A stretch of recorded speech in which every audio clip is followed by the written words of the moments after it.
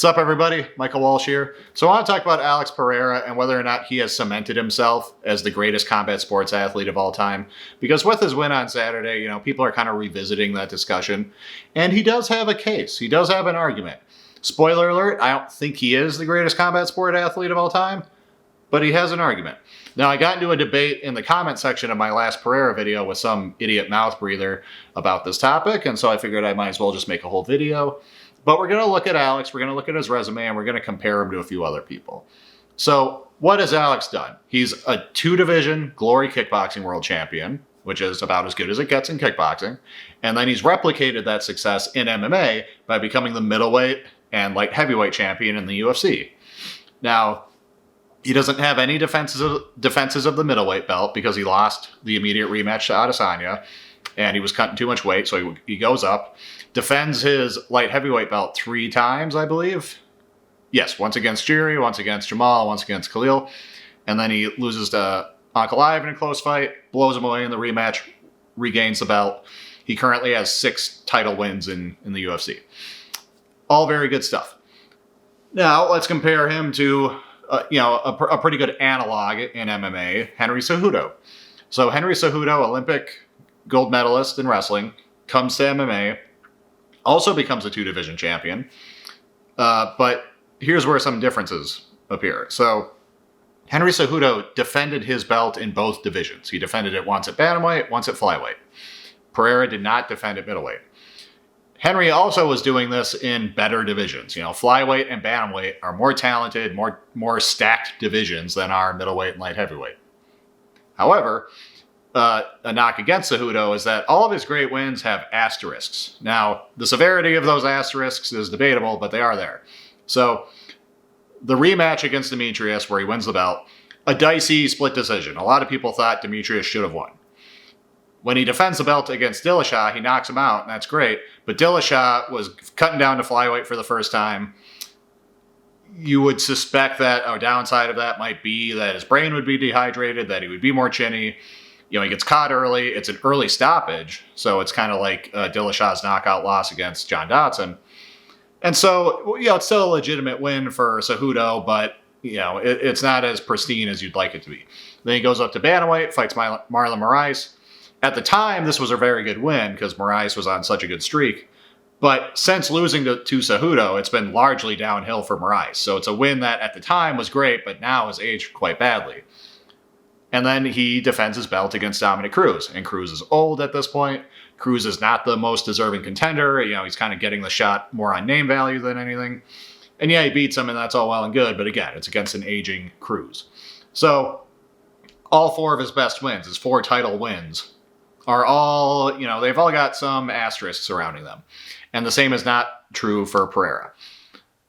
However, it's still better name quality, right? And even their best wins, which for Pereira is either Izzy or Ankalaev, and for Cejudo is clearly Mighty Mouse. The Mighty Mouse win is better. Even if it's a dicey win, it's just more impressive to beat prime Mighty Mouse than it is to beat any of those other people. Prime Mighty Mouse is a top 4 GOAT fighter. With that all said, when it comes strictly to MMA, I do think Pereira has ultimately the better resume. I think with the more defenses, I think with winning this belt back against Ankalaev, for me, Pereira has cracked into my top 20 GOATs of all time. Where if you go back and watch my top 20 GOAT list that I made a few months ago, Pereira's not on it. And neither is Cejudo. And Pereira would now crack into that list somewhere. He has the potential to climb much higher. If he can beat Tom Aspinall, if he can become the first ever 3-division champion, with that one win, he'll suddenly have an argument at number 1, And I'm not sure I would give it to him, but he'd suddenly be top 5 at least. And Cejudo's just not there. So in MMA, I give the edge to Pereira for sure. But, and this is critical, Cejudo's Olympic gold medal is a lot more impressive than the Glory titles, okay? It simply is. And there's that video of Joe Rogan dismissing that because, in the Olympics, it's amateurs, and in Glory, it's professionals. That is stupid. Joe Rogan has bad takes. And why that's stupid is because what really matters is the depth of competition, okay? the Olympics, and especially in wrestling, is just a much bigger competition pool, a much deeper competition pool, and there's much more rigorous like filtering systems designed to weed people out. Okay? So think about this. Like, you can't just go sign up for the Olympic trials in the US. You just can't. There's other tournaments, there's other things at the regional and national level that you need to win, that you need to perform in before you qualify to go to the Olympic trials. Okay?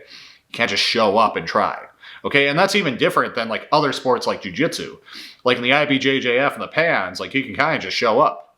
And even Abu Dhabi, there's trials, but you kind of just show up to the regional trials, and if you do okay, then boom, you're in. Like it's much simpler and more straightforward and easier to get in than the Olympics. And you can just listen to Roddy Ferguson talk about that. He's a U.S. judoka. He was in the Olympics. He's a Brazilian jiu-jitsu black belt. He's competed in Abu Dhabi. He's competed in MMA. He's an OG. He was talking about this. He's like, yeah, like if you want to do jiu-jitsu, you just show up. If you want to do MMA, you just show up. Even like the big leagues, like the UFC, you don't have to do much. Like you don't know what'll happen. Like Pereira is the perfect example of that. Like he was a kickboxer and he was like 3-1.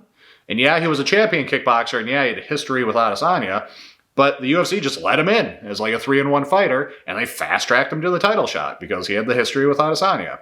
They're like, okay, we'll give you a few strikers, and then we'll give you the easiest matchup of the ranked fighters we can with Strickland, especially back then, because that win has aged well because Strickland went on to be the champion. But at the time, we all knew what that was when they made that matchup. It was an effort to give Pereira the easiest path to the title that they could. And it worked out great, and that's all fine. And it's still impressive in its own way to do something like that with so little experience like Pereira did.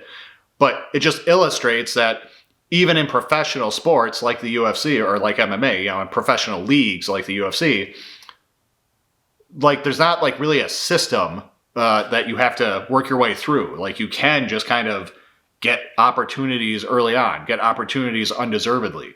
Just kind of be a guy and have the stars align right, and boom, you get a title shot without having to do much. This can happen. And that cannot happen in the Olympics. Okay, there's no way you're on the Olympic team just by like, I did a lot of judo, and when I was in high school, I wrestled against the guy who's currently ranked number 1 in the country. So can I just like show up for the Olympic trials? Like, no, that doesn't happen. And that doesn't happen in other countries where wrestling is serious, like in Russia. And so the Olympic gold medal in wrestling, again, even though he only did it once, even though it's not like, well, he didn't win it in 2 different Olympic cycles. He just has the 1 medal versus the 2 glory belts. Doesn't matter. It doesn't matter. It's almost impossible to do something in kickboxing that's as impressive as it is to win an Olympic gold medal in wrestling. Okay? It just is. And this is where it gets tricky because, like, we're tempted to say Pereira is the best combat sports athlete of all time because he's having success in multiple different combat sports, right? Kickboxing is its own sport. MMA is a different sport. However, it also matters how competitive the sport is because, again, like that's why the Olympic gold medal in wrestling matters more than the glory belts. That also factors in when it's like, well, what about someone who's like the GOAT in a really difficult sport versus someone like Pereira, who's really high achieving in one sport, really high achieving in another, but neither sport is at the top level in terms of competitiveness. Okay? Because you look at just sticking to wrestling, like compare it to Alexander Karelin. He won 3 Olympics in a row, got a silver in the 4th one. Like, I can't remember all the stats, but had like no points scored on him for those 3 cycles. He ended up with like a career wrestling record of like 870-2 or something crazy. And again, like the Soviet Union, Russia, because I guess timeline wise, I'm not sure if he actually competed in the Soviet Union, or if it was all post-Soviet Russia. But in any case, in Russia, they have similar filtration systems, similar like weeding out mechanisms that we have in the US to keep you from getting on their fucking team. And Karelin had to go through that shit and had to, prove himself in Russia over and over again, and then prove himself at the Olympics over and over again. In many ways, that is just a lot more impressive than than the combined achievements of Alex Pereira or Henry Cejudo, you know? And it's kind of analogous to like when we're having GOAT debates in MMA, because we have this situation where it's like, how do you weigh multi-divisional success versus like long reigning success in a more difficult division, you know?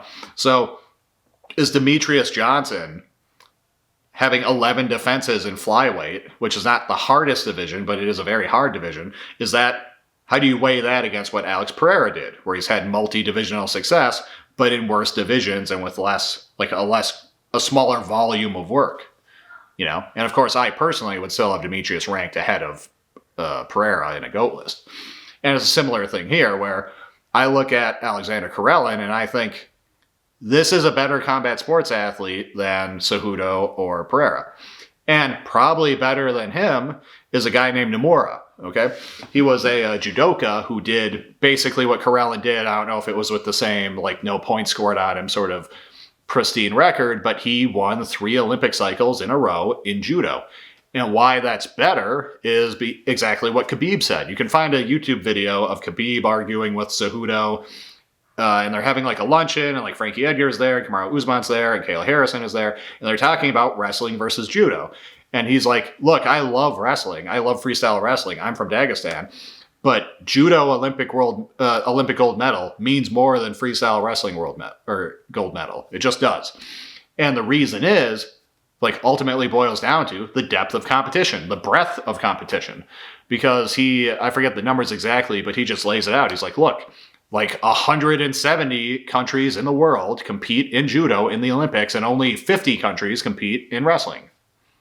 You know, so over 3 times as many countries competing at the world stage. That's a much bigger talent pool.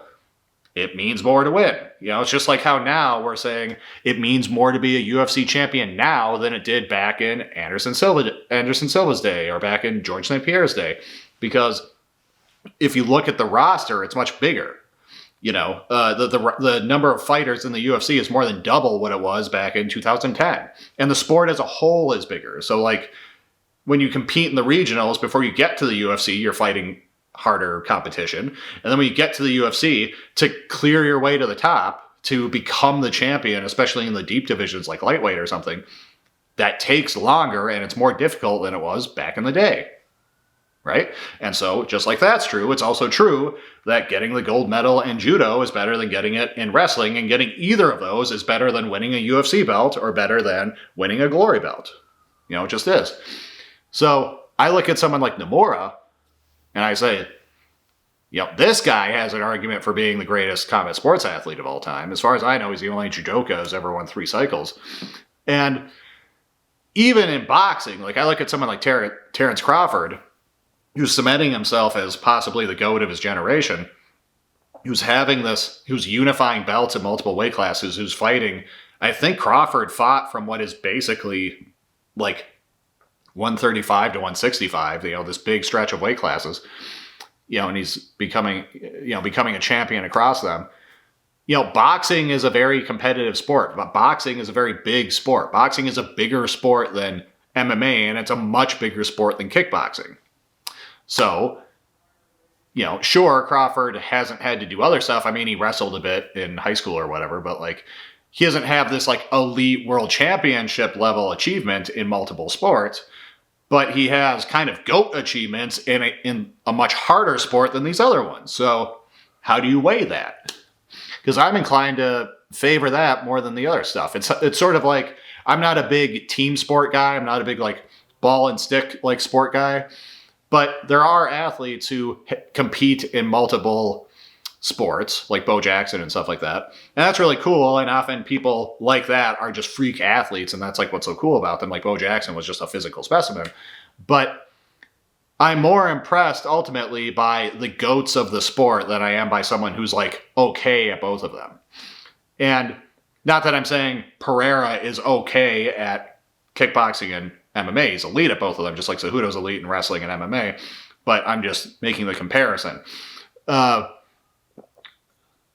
so, I don't know, like, again, Pereira has an argument. You know, it's not a strong argument, but he has a seat at the table. If we're making a list of the greatest combat sports athletes of all time, he's like somewhere in there. but I really don't think he's number one. And even if he beats Tom Aspinall, where he'll suddenly have he'll actually have an argument to be the GOAT of MMA. I think he'll actually have a better argument at being the GOAT of MMA in that case than he will still at being the greatest combat sports athlete of all time. Because again, it's just hard to be considered that when the combat sports you're competing in are MMA and kickboxing. Because there just are much more competitively deep and wide combat sports out there. And there's people with just insane accomplishments in those sports. So, it's it might just be an impossible battle to win, so to speak. If you're just in these sports, and that's with me recognizing that he would kick these guys' asses. Like if you are the UFC heavyweight champion, you are beating the shit out of Alexander Karelin. You just are, okay? In a no rules mano-a-mano fight or in an MMA fight, you're kicking his ass because he's a wrestler and you are an MMA champion. And so to me, that's cool, and maybe you could argue in a philosophical way that makes you the actual best combat sports guy because combat sports is about who can beat whom in combat. But if we're looking at more like a sport in a classical sense in terms of accomplishments and in terms of competition, there's kind of just no way for a guy like Pereira to ever really cement himself as the number one ever. And that's okay. That's okay. He's still beloved. So